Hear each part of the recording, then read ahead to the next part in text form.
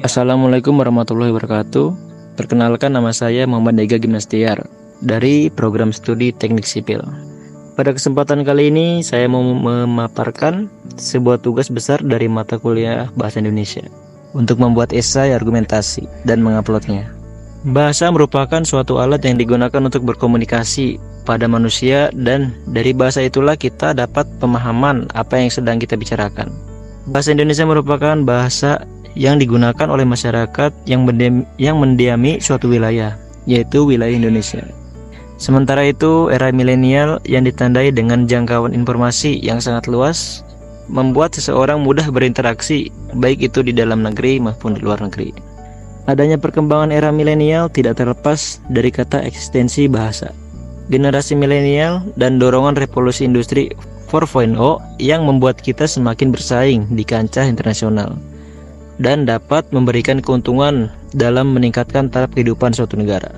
Adanya kemajuan ini terlihat di bidang industri yang mengubah cara kerja atau pandangan manusia dengan otomatis atau digital melalui inovasi-inovasi yang dimiliki dan mampu berkembang pesat. Untuk argumen itu sendiri terbagi dalam 3 buah argumen. Untuk yang pertama, mempertahankan identitas bangsa. Era globalisasi yang ditandai dengan arus komunikasi yang begitu cepat menuntut para pengambil kebijakan di bidang bahasa menyempurnakan dan meningkatkan semua sektor yang berhubungan dengan masalah pembinaan bahasa. Eksistensi bahasa Indonesia sebagai bahasa nasional dalam pergaulan pada era globalisasi perlu diperhatikan oleh masyarakat Indonesia. Keberadaan bahasa Indonesia semakin lama semakin pudar karena banyak orang Indonesia, terutama anak muda, orang dari kalangan bisnis dan pejabat yang menggunakan bahasa selain bahasa Indonesia, seperti bahasa gaul dan bahasa asing. Masyarakat Indonesia sebagai pemakai bahasa Indonesia seharusnya bangga menggunakan bahasa Indonesia sebagai alat komunikasi yang dapat mewakili perasaan dan pikiran itu. Namun kenyataannya tidak demikian. Rasa bangga berbahasa Indonesia belum tertanam pada setiap orang Indonesia. Mereka menganggap bahwa bahasa asing lebih tinggi derajatnya ketimbang bahasa nasional mereka sendiri, bahasa Indonesia. Sudah seharusnya sebagai seorang berkebangsaan Indonesia untuk menjunjung tinggi bahasa persatuan, yaitu bahasa Indonesia. Dengan begitu akan lebih mudah untuk menumbuhkan kecintaan terhadap bahasa Indonesia daripada bahasa asing, terlebih untuk generasi yang akan datang. Untuk argumen yang kedua, mendorong penggunaan bahasa Indonesia dalam kehidupan sehari-hari. Melihat persoalan di atas, tidak ada kata lain kecuali menegaskan kembali pentingnya pemakaian bahasa Indonesia dengan kaidah yang baik dan benar. Hal ini di samping dapat dimulai dari diri sendiri, juga perlu dukungan oleh pembelajaran bahasa Indonesia di sekolah. Pembelajaran bahasa Indonesia tidak lepas dari belajar bahasa, belajar membaca, menulis, menyimak, berbicara, dan kemampuan bersastra. Aktivitas membaca merupakan awal dari setiap pembelajaran bahasa. Dengan membaca, mahasiswa dilatih mengingat, memahami, meneliti kata-kata istilah, dan memaknainya. Selain itu, mahasiswa juga akan menemukan informasi yang belum diketahuinya. Kemudian, peningkatan fungsi bahasa Indonesia sebagai sarana keilmuan perlu terus dilakukan sejalan dengan perkembangan ilmu pengetahuan dan teknologi.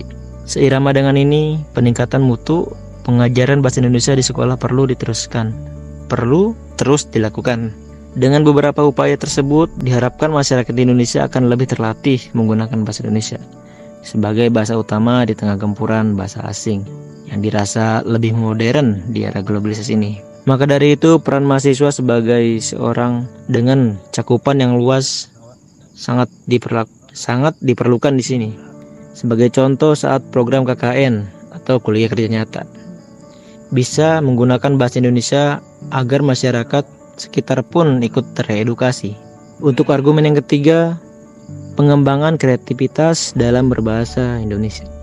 Kegiatan yang menarik dan menyenangkan akan lebih mudah diterima masyarakat saat proses edukasi berlangsung. Apabila yang jadi sasaran utama anak-anak bisa dengan memberikan bacaan-bacaan terbaru dan menarik agar anak-anak senang untuk membacanya. Kemudian saat program KKN atau kuliah kerja nyata Berlangsung bisa diadakan sosialisasi dengan menggunakan bahasa Indonesia. Meskipun pada awalnya akan banyak masyarakat sekitar yang menggunakan bahasa daerah masing-masing, tetapi apabila dilakukan secara terus-menerus akan terlatih dengan sendirinya untuk menggunakan bahasa Indonesia itu sendiri. Dengan begitu, harapannya masyarakat Indonesia akan lebih sadar bahwa bahasa Indonesia sangat penting bukan hanya untuk saat ini, namun untuk generasi selanjutnya.